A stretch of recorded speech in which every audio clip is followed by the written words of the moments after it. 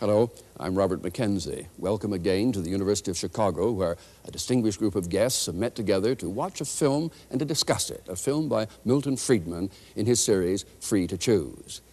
In it, he examines the consumer movement, the whole development of high-powered government agencies in recent years, recent decades in this country, which have set out to protect the interests of the consumer. Now, does this consumerism really work? Or are there better ways of protecting the interests of the consumer? That's the question Milton Friedman asks in this film.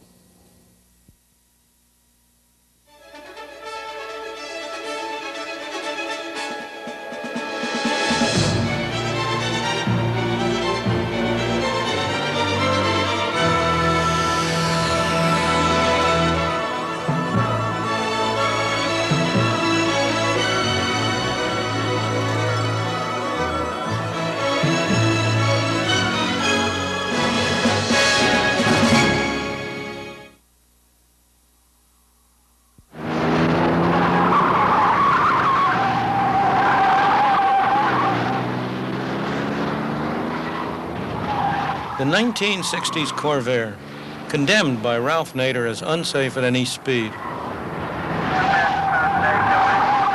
Since Nader's attack, it's being increasingly accepted that we need government protection in the marketplace. Today, there are agencies all over Washington where bureaucrats decide what's good for us. Agencies to control the prices we pay,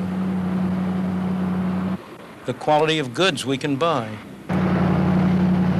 the choice of products available. It's already costing us more than $5 billion a year.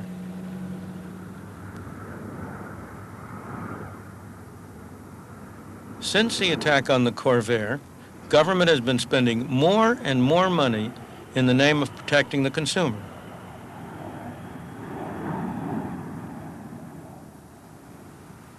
This is hardly what the third president of the United States, Thomas Jefferson, whose monument this is, had in mind when he defined a wise and frugal government as one which restrains men from injuring each other and leaves them otherwise free to regulate their own pursuits of industry and improvement.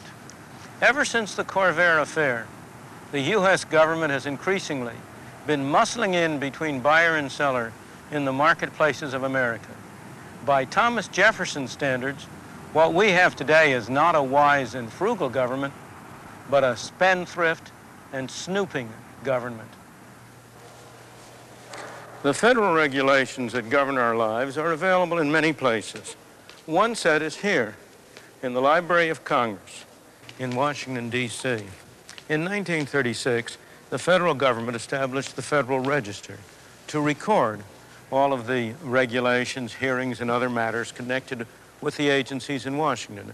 This is Volume 1, Number 1. In 1936, it took 3 volumes like this to record all these matters. In 1937, it took 4. And then it grew and grew and grew. At first, rather slowly and gradually, but even so, year by year, it took a bigger and bigger pile to hold all the regulations and hearings for that year.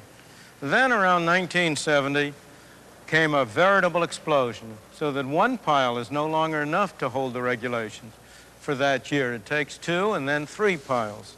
Until on one day in 1977, September 28th, the Federal Register had no fewer than 1,754 pages. And these aren't exactly what you would call small pages either. Many of those regulations come from this building. Consumer Product Safety, our lines are busy. Would you hold, please? Thank you. The Consumer Product Safety Commission is one of the newest agencies set up in our behalf. Coil. May I help you? One of its jobs is to give advice to consumers. The cue that gave it away is that those that are involved. And what has been done about the flammability of children's garments?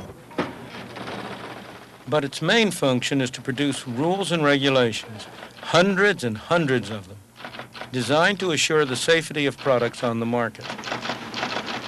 It's hard to escape the visible hand of the Consumer Product Safety Commission, except for food and drugs, ammunition, and automobiles, which are covered by other agencies, it has power to regulate just about anything you can imagine.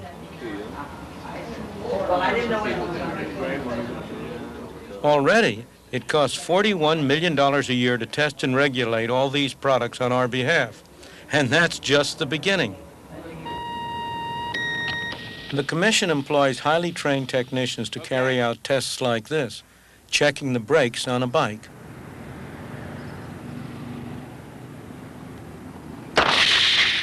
But the fact is that 80% of bike accidents are caused by human error. These tests may one day lead to safer brakes, but even that isn't sure. The one thing that is sure is that the regulations that come out of here will make bikes more expensive and will reduce the variety available.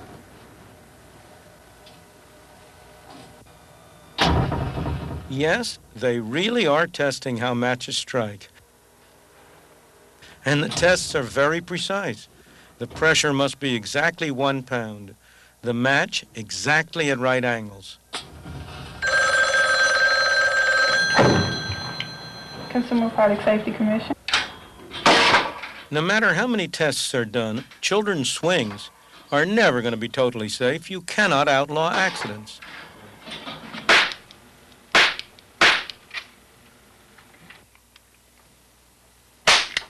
If you try, you end up with ludicrous results.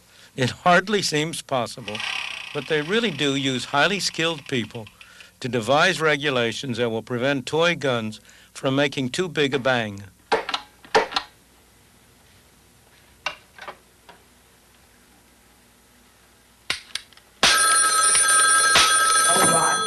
Consumer product safety. The Commission, in effect, is deciding what they think is good for us. They are taking away our freedom to choose.